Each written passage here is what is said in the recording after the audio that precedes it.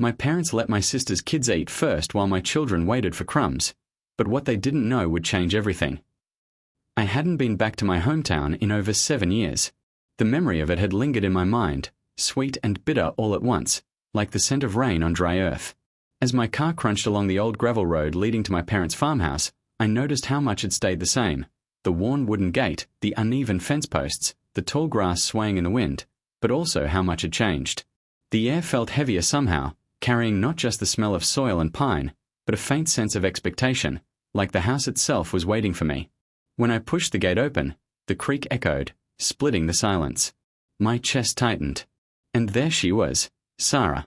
She was in the garden, bending over the rows of tomatoes and beans, her hair tied back in the same messy ponytail I remembered, though now with a few stray silver strands. Time had brushed her with subtle changes, but the presence, the way she carried herself, was unmistakable. We froze for a long moment, like two strangers caught between familiarity and distance. Her hands paused mid-motion, the soil clinging to her fingers, and her eyes, wide and sharp, found mine. A million memories flitted between us.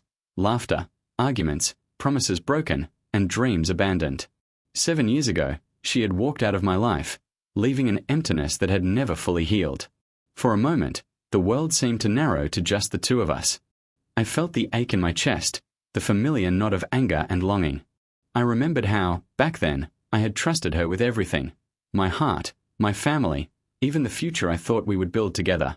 And now, here she was, alive and smiling faintly, pretending perhaps that nothing had happened. But I could see through it. The hurt hadn't disappeared. It had only waited, patient and sharp. Suddenly, a sound broke the tension. Laughter. Children. I turned my gaze and saw Sarah's kids running past me, small and bright-eyed, sticky fingers holding onto plates filled with food. My parents had called them to eat first, their voices warm and indulgent. The scene should have been simple, innocent, but I couldn't help noticing the shadow it cast. My own children stood quietly behind me, small hands folded, eyes cast down, waiting for the scraps. My stomach twisted. I swallowed hard, tasting the bitterness of years of unfairness, a pain that was both immediate and familiar. I looked at Sarah, trying to read her expression. She glanced at my children for just a second before her eyes flicked away, planting her hands firmly on her hips as if to anchor herself. There was a calm in her stance, a controlled composure, but beneath it, I sensed a subtle tension, an awareness of the imbalance before her. I wondered if she even noticed, or if she had chosen to ignore it, like she had ignored so many other things 7 years ago. The smell of food, fresh bread, roasted vegetables, sweet fruit, drifted through the air. It was supposed to feel comforting, homey, but instead it reminded me of what had been taken from my family and me. I glanced at my children again, small faces shadowed with patience they shouldn't have needed to practice at their age. My heart ached for them. I forced myself to take a deep breath, pretending to be calm. I smiled faintly at Sarah.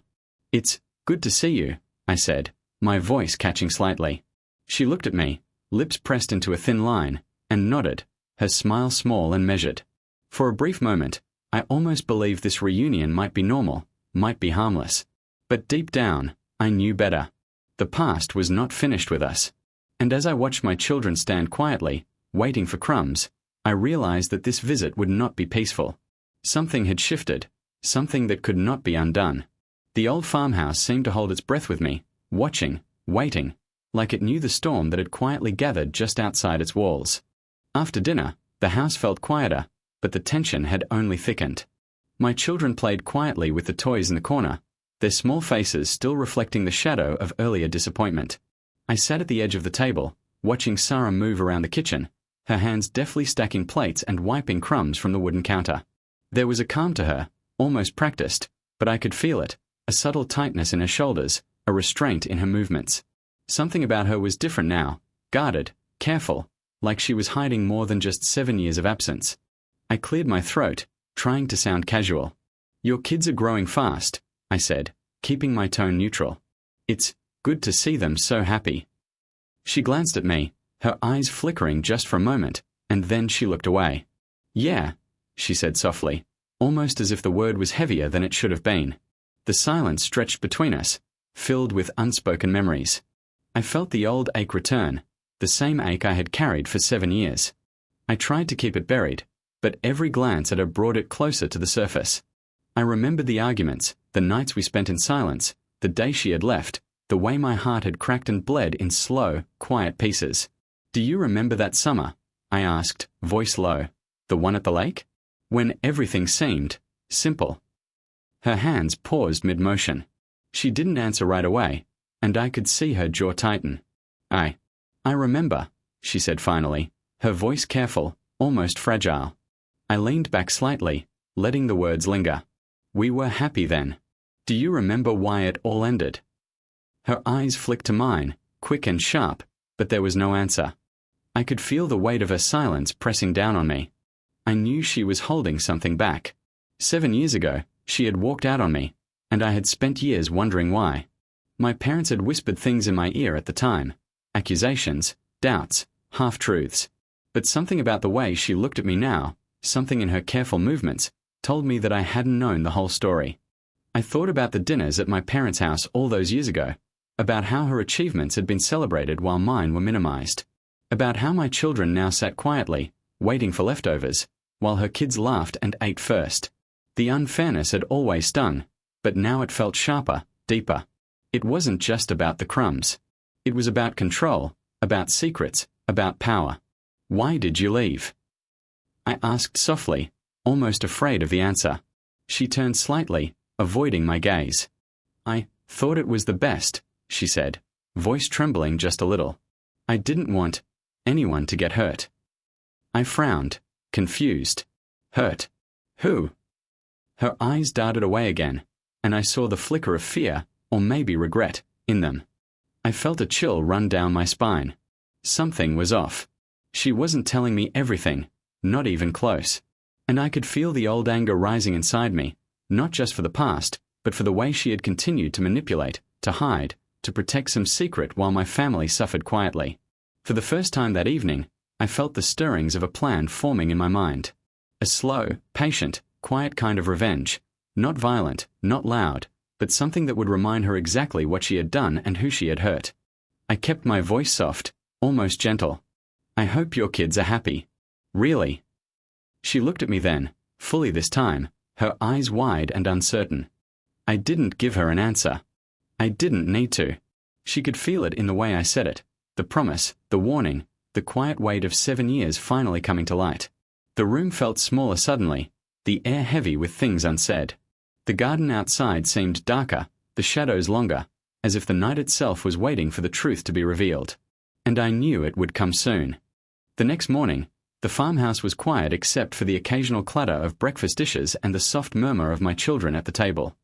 I watched them, my heart aching at the thought of the crumbs they had been forced to wait for yesterday. But today was different. Today, I could make a choice, and I intended to. Sarah moved around the kitchen with the same calm I had seen yesterday, though there was a slight tension now, almost imperceptible, in the way her shoulders stiffened whenever our eyes met. She didn't say much. Her silence was heavy, filled with things I couldn't yet name but somehow already knew. I leaned down to my children, brushing a strand of hair from my daughter's face. "Eat. Don't wait," I said gently. "There are no crumbs today. Take what you want." Their faces lit up, relief and joy mixing in a way that almost made me tear up. I could see Sarah watching, her eyes widening slightly, and I felt the quiet thrill of control, the subtle satisfaction of balance slowly returning. Then I noticed it. A small locket lying on the corner of the counter. Something familiar about it made my breath catch. I picked it up carefully, turning it over in my hand. Inside was a tiny photo, my face as a boy, smiling awkwardly at the camera. And next to it, a small, folded piece of paper, delicate and old, with handwriting I recognized instantly. My heart froze.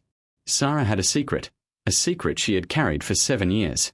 The child she had held close, the one sitting at the table, eating first, the one my parents had celebrated, wasn't just hers. That child was mine. My blood, my own child, the very piece of the future I thought I had lost. I looked at her, calm but sharp. "Why didn't you tell me?" I asked softly, almost a whisper, though it felt like it would echo forever in that small kitchen. Her eyes filled with sudden panic. She opened her mouth, closed it again, and then shook her head. I wanted to protect you. I thought. I thought it was better this way. I could feel the anger rising, but it was mingled with a strange, raw sorrow. She had taken something from me, hidden it, and yet, somehow, it had survived, untouched by her silence. My mind raced with years of stolen moments, withheld love, and empty plates. Protect me, I said slowly, letting the words hang in the air. You let my children wait for crumbs while yours ate first. That's your way of protecting. She couldn't answer. Her eyes flickered to my children, then to her own, and back to me. The tension in the room was sharp, almost unbearable. I smiled quietly, a slow, controlled smile. It's okay, I said, my voice steady, soft, almost tender. They can eat now. All of them. No waiting. No crumbs. Her lips parted in shock. The realization of what I had done, and what she had missed, settled over her like a weight. For the first time, she understood that the power had shifted. The 7 years of manipulation, of silence, of half-truths, were coming undone. And then, without another word, I placed the locket carefully on the table in front of her. My eyes met hers. This is why things are different now, I said quietly. Her face paled. She looked at me, at the locket, at the children laughing freely, and I could see the truth hitting her like a wave. She had tried to hold control through secrecy, but it had crumbled. The quiet revenge was complete, not in anger or violence, but in reclaiming what was always mine. I turned to my children again, brushing a lock of hair from my son's forehead. Eat, I said simply, smiling. All of you. No crumbs. And as Sarah sat frozen, the weight of her secrets pressing down, I felt the long, sharp relief of justice. Not loud, not cruel, but quiet, deep, and absolute. Final line. Some crumbs are never meant to be shared.